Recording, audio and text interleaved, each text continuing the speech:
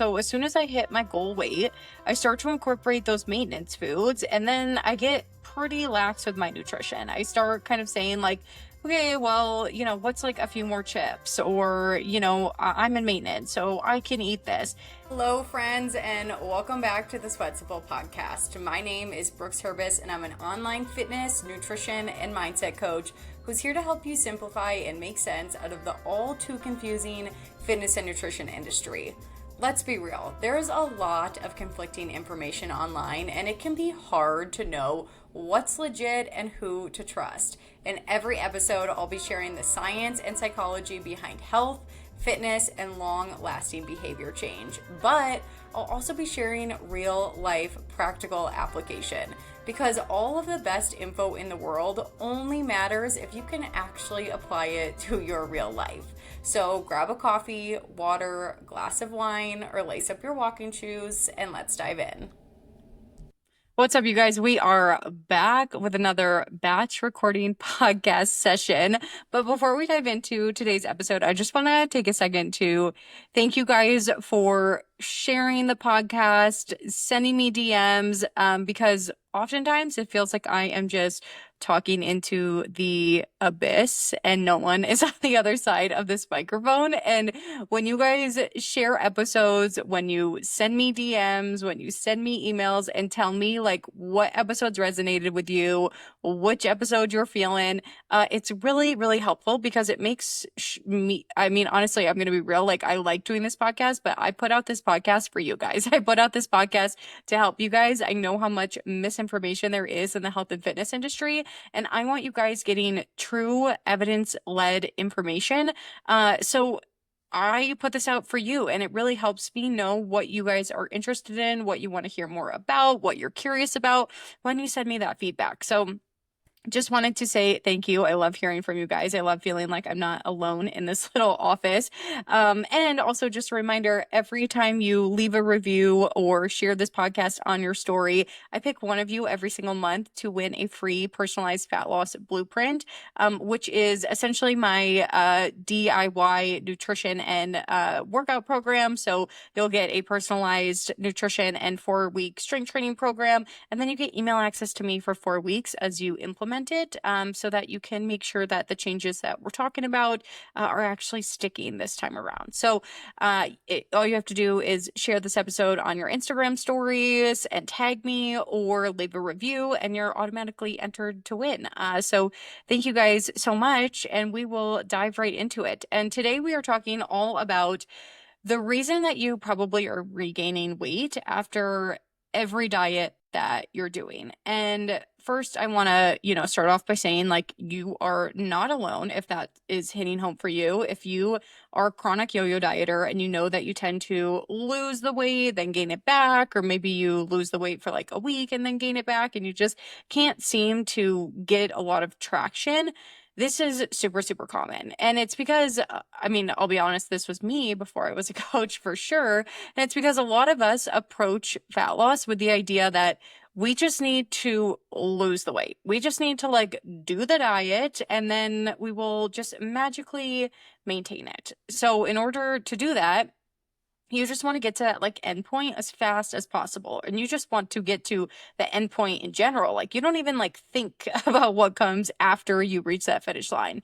So in order to get there, maybe you're cutting out foods, or you're adding a lot of workouts in. Maybe you train for like some big race that you know is going to help you burn a lot of calories, or you do 2-a-days for a little bit, or, you do some sort of plan with the goal that when you hit your goal, that's it. You don't have to worry about anything else. Like, if you can just lose the weight, then all your problems will be solved. Or once you lose the weight, you'll scale back. You won't have to do these things anymore. You'll get to change something about what you're doing right now, which that mindset of like, I just need to get to the goal and then I'll figure it out, or I just need to get to the goal and then I can eat these foods again, or I just need to get to the goal and then I don't have to hit the gym as hard. That's not setting you up for success. And unfortunately, it's really just the wrong way to look at this, because instead, fat loss and maintenance and fat loss and maintaining your weight, these should really be one and the same. The only true difference between fat loss and maintenance is that you should be eating a little bit less. But the sorts of things that you eat, the weekly habits that you have, maybe around meal prep, your routines and habits and behaviors in general, your workouts, your daily steps, those should all really be staying the same from fat loss to maintenance. So, right now, if you're feeling a little panicky because you don't want to do the things that you're doing right now forever, that's okay. Don't panic. We just need to adjust how you're approaching fat loss. And I wanted to share a client story with you. One of my clients was, when she came to work with me, she expressed to me, she was like, I am really good at weight loss. Like, I know how to lose the weight. Where I struggle is what comes next. She's like, I have these foods that I know are fat loss foods, and then I have these foods that are maintenance foods. So as soon as I hit my goal weight, I start to incorporate those maintenance foods, and then I get pretty lax with my nutrition. I start kind of saying, like, okay, well, what's like a few more chips? Or, I'm in maintenance, so I can eat this. And because of that, she was always gaining the weight back. She never learned how to incorporate the foods that she wanted to eat on a regular basis. So, of course, when she went into maintenance, she wasn't actually maintaining it. She didn't have the practice, she didn't have the skill set to maintain these habits long term. So, when she came to work with me, I was like, this time is going to be different. We are not going to have fat loss foods and we're not going to have maintenance foods. We are having food. And if we want to be successful with weight maintenance, we need to practice incorporating these foods during the fat loss period. We can't cut out foods. We can't change our habits and our lifestyle to look one way and then expect that if we want to maintain the weight, we can do that when our habits and routines look different. That's not the case. We need to start making these things one and the same. So what we've been doing during our time together is I've been challenging her to start to incorporate some of the foods that she had previously labeled as maintenance foods. So I'm sure you guys have some of these too. I'm sure you have those foods that you feel like you can't fit into your deficit or you shouldn't be eating when you're trying to lose weight. Maybe it's the chips, maybe it's, meals out, maybe it's ice cream, just something that you've kind of labeled as I'll have this once I reach my goal, or I'll have this more once I reach my goal. And I want to encourage you, just like I did with this client, to start incorporating these foods now. Because when we think about long-term weight maintenance, the best way to successfully maintain your weight is to practice the way that you want to be, the way that you want to eat now. And we want to get a lot of reps in, which means that we need to start practicing even when we're trying to lose fat. Because if we can practice this in fat loss, if we can practice incorporating the chips and the ice cream and, the special Starbucks drinks, whatever it is, if we can practice what that looks like now, then you already know how to eat those foods in moderation. Like I said, in order to be successful, we need to practice things. We need to get multiple reps in. And in order to get those reps in, it's really going to be beneficial if you can start practicing the way that you want to eat now. So for that client that I was mentioning, it meant that she needed to start to get comfortable incorporating these foods on a more regular basis. So that means that some days she's adjusting the amount of food that she eats so that she can fit in some of these, quote unquote, previously maintenance foods on a regular basis. Other days she's practicing enjoying these foods, but being over her calories slightly and seeing how that feels. She's just practicing. It doesn't always look exactly the same. Like I said, some days she's incorporating these foods into her calorie deficit. Other days she's going slightly over her calories and incorporating these foods. She's just practicing eating these foods. She's practicing eating smaller portions of these foods. She's practicing eating, larger portions of these foods. She's practicing stopping when she's full. She's practicing how certain foods make her feel. She's developing the long-term eating skills that she wants to have forever.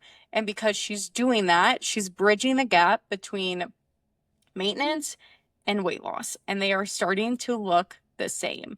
And that is the goal. I don't want you guys thinking about your life anymore, as I am in a fat loss period and I am in a maintenance period. And between those two periods, your habits and the food you eat and your workouts look vastly different. That should no longer be the case.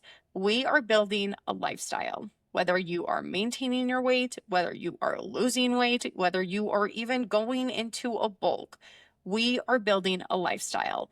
And the habits, the behaviors, the food we eat, those should all look relatively the same year round, whether you're in a dieting phase or you are in longer term maintenance.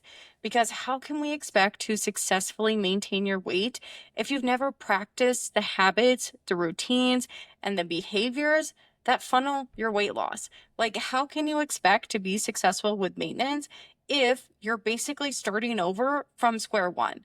We don't want that. We want you to practice these skills now so that when it comes time to maintain your weight, you're not starting over. These skills, these habits, these behaviors, they are already so ingrained in your life because you've been doing them the last 6, 12, 16 months. And that's why it's really important when we think about the fat loss method, it needs to be something that you can maintain forever. And I'm not necessarily talking about tracking macros or calories, because that is a fat loss tool that's giving you education. You're not meant to do that forever. I'm talking more about the daily habits, the daily routines, the daily behaviors that you're building that ultimately are helping you hit your calories. So maybe it's meal prep.